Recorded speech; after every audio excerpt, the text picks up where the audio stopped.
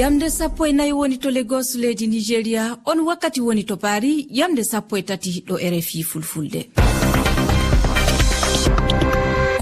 Rama Diallo.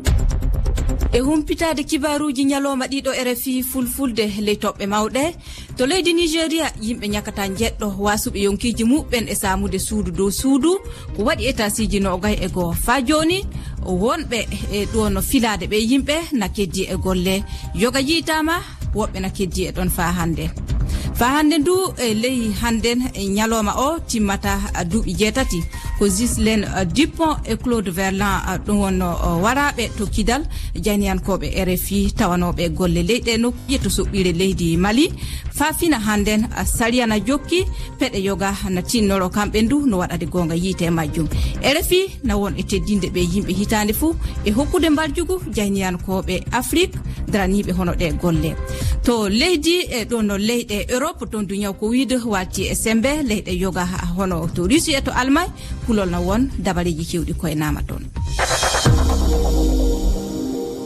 On calminama ɗo RFI fulfulde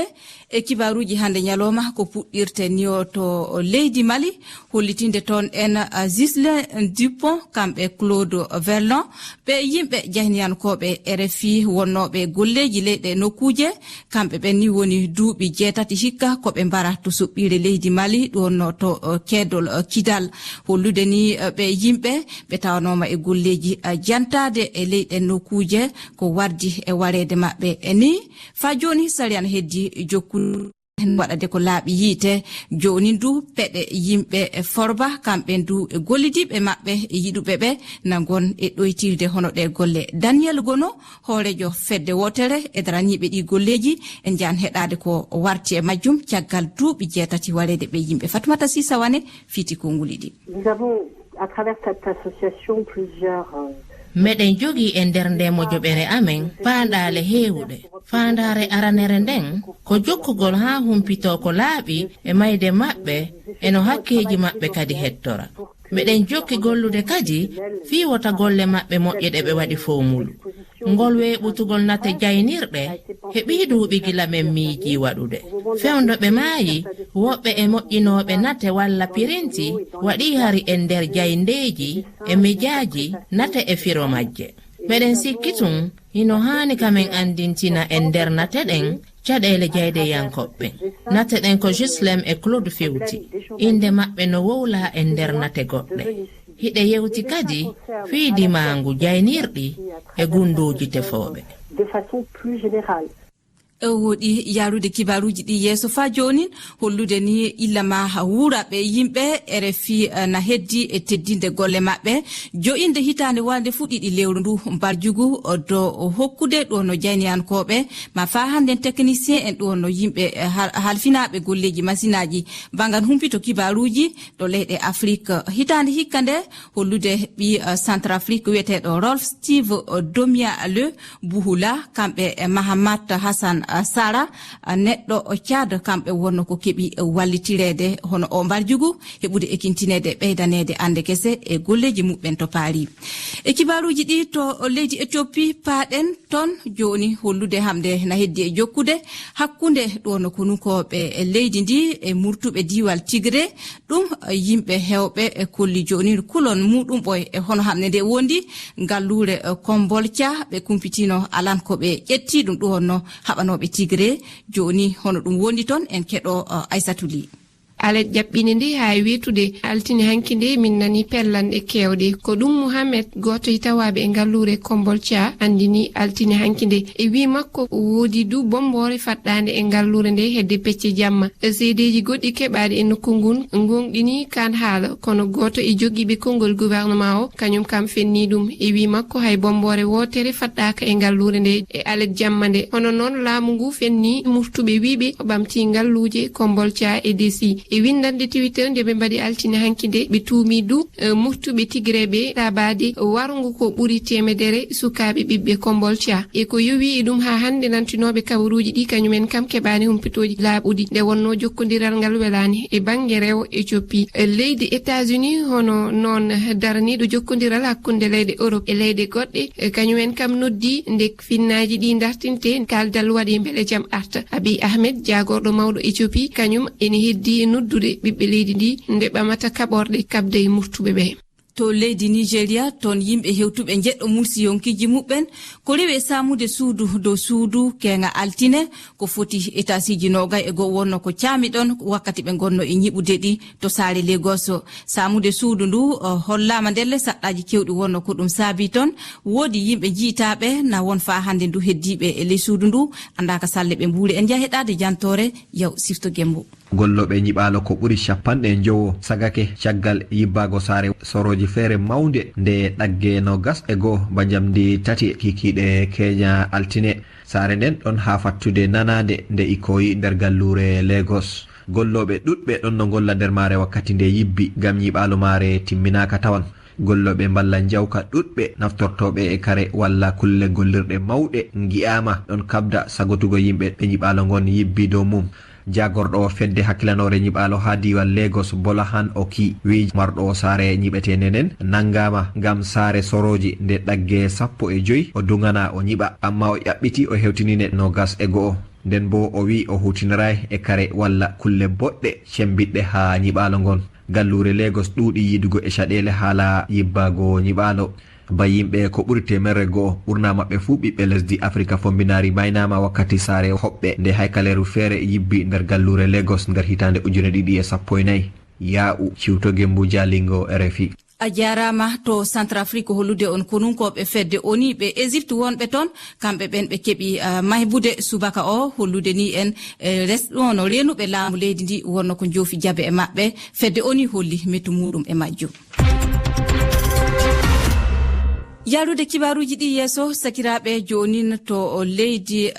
ɗo France hollude ton en du ko hollude on ton du ko fati fa handen e ɗo no nyawore wonude e yimɓe waɗuɓe ɗo no masibaji fiyande to paari e hitale paltiɗe 13 lewru ndu en ko timmi duuɓi handen iɓe gon joni ɗe filade no waɗa de laaɓal heɓe e majjum hollude yimɓe waɗoɓe 14 wonno ko nyawete e majjum filade no waɗa de ɓeɗo o kolli ko saabi na hono ɗum yahari wakkati masibaji ɗi tawano e to paari leydi France e ley kibaruji meɗen hollitinde fa hande ndu to leyɗe Europe ton jonin yoga hanagon e tiɗorma sanne e nyaw coronavirus ko wi'a du to leydi Allemagne ma fa hande to Russie en jan heɗade Abdoulaye Diallo waɗani en jantore. nyawu coronavirus no jokki laygol muɗum e nder windere nden centini e dugal Europe ardiɓe Russie andini hankiyande maɓɓe eno nyawdugol ɓe raɓaɓe ngu nyaw ɓurtiri juuɗe safroɓe leydi ndin ko ɗum saabi ha ardiɗo Russie Vladimir Putin itti décret e ko fati e yontere nde golletake gila nyande 30 lewru sappo ɓuru nyande 7 lewru ndu gonɗen ɗum ko ngam haɓude walla dartinde laygol ngu nyaw coronavirus sin tubnima e tongode sakkitinde nde ardiɓe leydi ndin feññini ko ɓuri ujunaji 40 yimɓe raɓama ngu nyaw 155 wasi hen pitali mumen. leydi Allemagne kadi wonnoɗe hoorejon Angela Merkel holli ande makko caggal nde yimɓe hewɓe raɓangu nyaw ɗe balɗe ɗiɗi yawtude e wi makko e nder yontere ko ina abboyo e raɓaɓe ɓen 50 e nder temederewel. e leydi Sin kadi ɗon ɗo nyaw ngu mi Disneyland woni dingira fijo uddama ko woni sababu mum ko goto iyaɗo on nokku mo nyaw ngu raaɓi. Singapore kadi rafi on no jokki laygol muɗum haysi tawi hewɓe markama ngam haɓude ngu nyaw. Pekin kadi ƴetti pellital ngal uddude e cuuɗi sinemaji maɓɓe ɗin kamayru ndu lewru sappa ɓuru raɓaɓe ɓen hewtuno ko yoni 5,000 e nder nyallal gotal. To leydi Afghanistan hande kasin masiba waɗi ton fellande ido kaɓorɗe matama subaka handen e dambugal wonno suudu safrirdu konunkoɓe to Kabul mayɓe 19 wonno ko lima fa walde jonin maybuɓe nyakata 50 ko kibaru ndu humpiti ni en hollude e subaka o wonno ko yimɓe kippiti nokku o ko ngadi hono o masiba to suudu safridu ndu ko walti jonin e saɗɗa fa jonin iɓe keddi e ndarude no wonno koɓe gatta ndenago yite e leyɗe nokkuje gilla taliban e ngari e laamu hono ni en piyanɗe na gaɗa ko saboto hono ɗi saɗɗaji sakiraɓe en garan joni e jokkitade silmaji keddiɗi on jetta yamde 13 silmaji 10 woni ɗo to leydi Burkina Faso ko winda e jeyneji e jokkitade kibaruji ɗi en calminan Fatoumata Sisawane fadde nden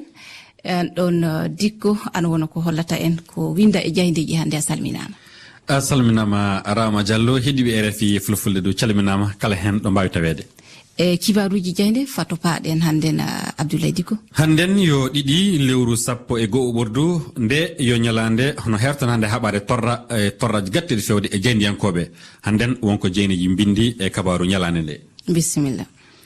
wargo Ghislaine Dupont e Claude Verlon jeyndiyankoɓe ɗiɗon RFI hitande ɗum woni hitande ujune ɗiɗi e 13 ɗiɗi lewru muɗum 10 ɓordu e saraji ngallude kidal banggue funnangue leydi ndi sahande ɓe tawano e golle mabɓe ɗum ana jeeya e ko fedde mawde adnar ndu woni hertiri nde ɗo ñalande waɗa hono ñalande noon nde tooña na jangu nadu wargo fewde jeyndiyankoɓe ko haɓete noon nadu ko haɗa